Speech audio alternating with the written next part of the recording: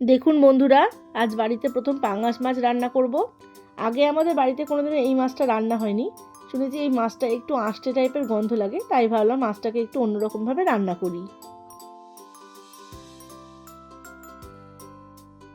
দেখুন, বাজার থেকে এই সাইজের মাছটাকে কেটে নিয়ে এসেছে, আমি পরিষ্কার করে ধুয়ে নিয়েছি। এটাকে এখন ভালো করে ম্যারিনেট করব। এইভাবে ম্যারিনেট করে রান্না করলে মাছের যে আঁশটে গন্ধটা ওটা অনেকটাই কেটে যাবে। পরিমাণ মতো নুন দিয়ে দিচ্ছি, হলুদ গুঁড়ো, আর কিছুটা দিয়ে দিচ্ছি লঙ্কার গুঁড়ো, সামান্য পরিমাণ সর্ষের তেল দিয়ে ভালো করে মাখিয়ে নেব।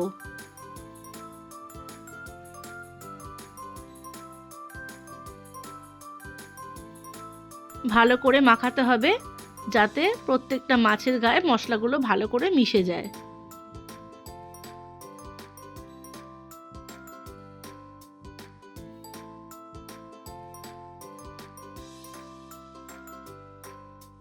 প্রত্যেকটা মাছের মধ্যে আমার মশলা মাখানো হয়ে গেছে।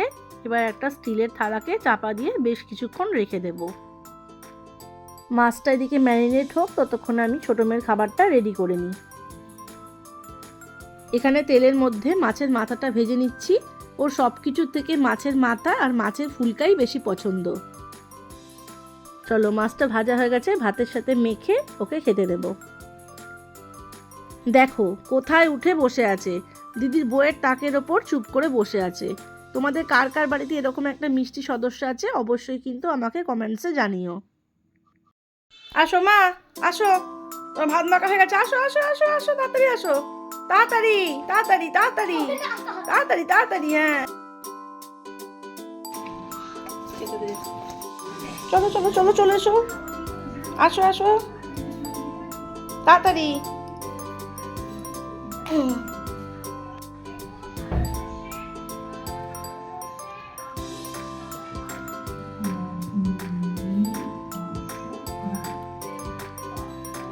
খাও খাও, তুমি খাও।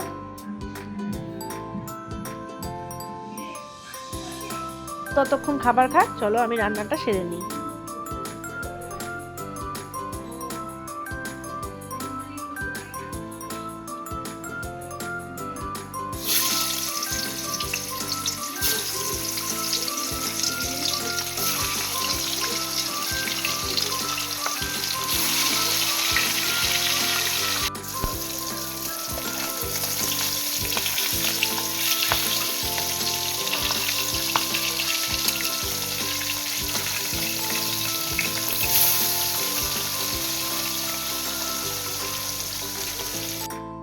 মাছটা ভালো করে ভাজা হয়ে গেছে, মাছটা তুলে নিয়েছি। ওই তেলের মধ্যেই আমি দিয়ে দেবো সামান্য পরিমাণ কালো জিরে, দিয়ে দিচ্ছি বেশ কয়েকটা শুকনো লঙ্কা, যে যেমন ঝাল খেতে পছন্দ করো সেই অনুযায়ী ঝাল দেবে, আর দিচ্ছি কয়েক টুকরো রসুন কোয়া, আর এখানে আমি দিচ্ছি দুটো মাঝারি সাইজের পেঁয়াজকে কুচো করে। সব কটাকে একসাথে ভেজে নিয়েছি। দেখো মশলাটা ভালো করে ভাজা হয়ে গেছে, মশলাটা আমি তুলে নিচ্ছি। এবার একটা মিক্সিং জারে ভালো করে মশলাটাকে পেস্ট করে নেব।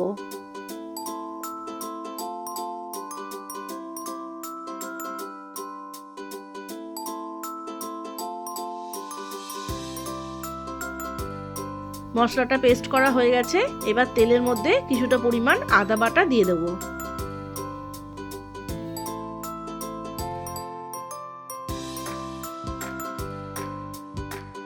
আদার কাঁচা গন্ধ চলে গেছে, এর মধ্যে দিয়ে দিচ্ছি হলুদ গুঁড়ো আর পরিমাণ মতো নুন।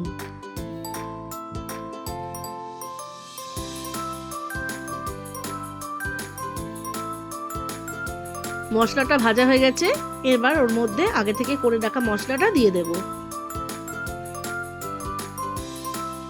সব কটা মশলাকে ভালো করে মেশানোর জন্য এর মধ্যে দিয়ে দিচ্ছি সামান্য পরিমাণ জল। মশলাটা কষানো হয়ে গেছে, এরপর মিক্সিতে যে জলটা ছিল সেই জলটা আমি এখানে দিয়ে দেব। ঝোলটা ফুটে গেছে, এরপর এর মধ্যে মাছ ভাজাগুলো দিয়ে দেব। মাছটা গা মাখা হয়ে গেছে, আমি তুলে নিয়েছি। আমাদের পাঙ্গাস মাছের কারি রেডি। মাছটা ভাজার সময় যেমন একটা আষ্টে গন্ধ বেরোচ্ছিল, এখন কিন্তু এভাবে রান্না করার পর মাছটায় খুব সুন্দর একটা গন্ধ বেরিয়েছে। তো বন্ধুরা, ভিডিওটা যদি ভালো লেগে থাকে তাহলে চ্যানেলটা সাবস্ক্রাইব করে পাশে থেকো।